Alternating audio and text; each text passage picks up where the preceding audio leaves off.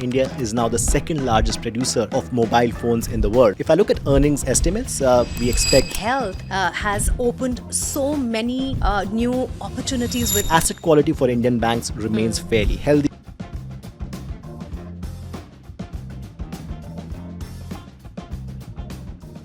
Hello and a very warm welcome to Navigate with HSBC, where we talk about wealth management, financial outlooks, and investment insights. Whether you're looking for investment opportunities, market updates, or actionable strategies, we've got you covered. Let's dive into today's episode. I'm delighted to have Abhilash Narayan with us, investment strategist with HSBC. And together, we will explore India's financial growth story and what the future holds. First of all, thank you so much for giving me your time. Pleasure to be here. I think we are looking at getting into the markets again with caution.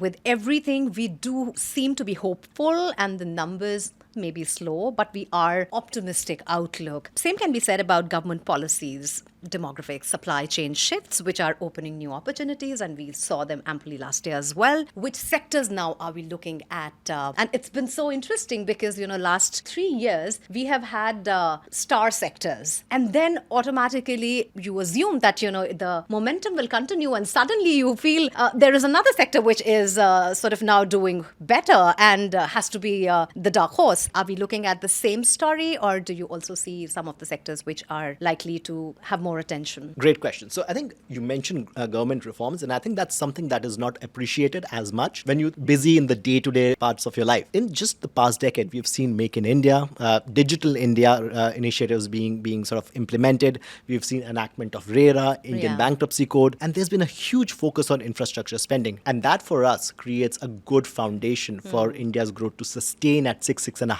for the next few years. When we look at some of these policies, manufacturing is one of the biggest beneficiaries. I mean, I was fascinated by the statistic that India is now the second largest producer of mobile phones in the world. And, just a few years back, India barely manufactured 25% of the phones that were sold in the semiconductors as well. Country. I mean, that's fascinating as well. So a lot of long-term opportunities that we see, but at least in the short term, from a tactical basis, we find healthcare, financials, and industrials as the sectors which have the most upside over the next 6 to 12 months. That's my favorite subject to talk about because when we look at financials, of course, there is so much happening, and health has opened so many new opportunities with AI, with the digital adoption, with so to say the technical revolution, and of course a lot of the government policies have also loosened around, made it easier in the interest of ease of business. Plus, it's people driven. We are in need for the health sector to actually work at a pace where it is looking at our demographies in a whole new way, and of course longevity being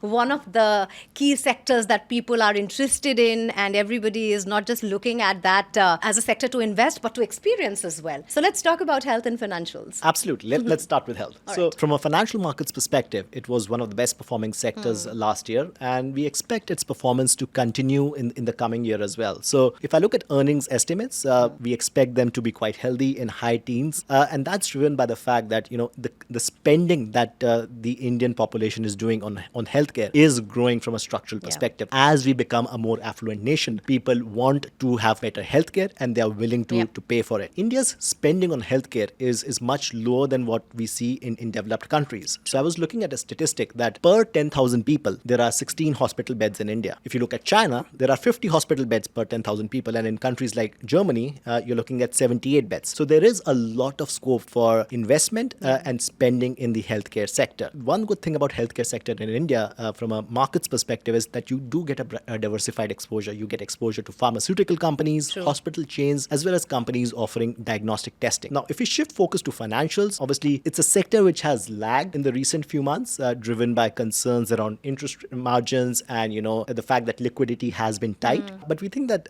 things are turning around a little bit. So we've seen the credit growth slow down a bit. Now it's matching the deposit growth. So the liquidity angle becomes slightly easier for the banks. We've seen the central bank, inject liquidity into the market, so that's beneficial as well. Asset quality for Indian banks remains fairly healthy, and when you think about the valuations, the sector is trading at a reasonable discount to the broader market. So we think it could be a value play over the next 3 to 6 months. Wonderful, Abhilash. Thank you so much for this wonderful interaction. It was very, very insightful, and I hope to continue these conversations in time to come. My pleasure. Thank you. All right, that's it for today's episode of Navigate with HSBC. We hope you gained valuable insights into making informed financial decisions. Stay tuned for more expert perspectives on wealth management and investment trends. Until then, invest wisely.